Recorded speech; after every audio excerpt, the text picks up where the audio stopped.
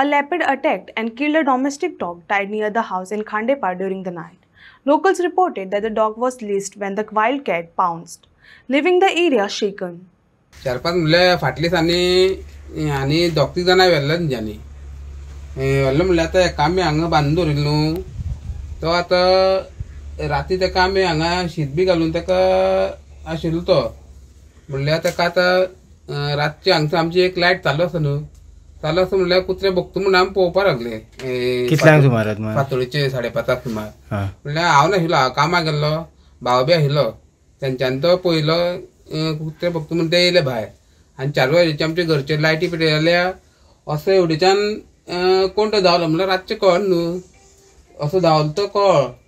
म्हणल्यार पयर हांगा पळयताले पेट्या अर्दो खावन काबार केल्लो आहा. बिबटोच तो कित्याक हांगासर सद्या पट्टेरी वाग ना म्हणल्यार बिबटोच 2-3 जाणां थंय दिसलेलो ते आमकां सांगताले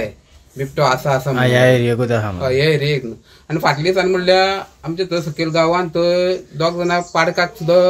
हाडलो खंय तेंच्यांनी. आयज सकाळीं फातोडीचेर एक अरावंड 5:30 म्हटल्यार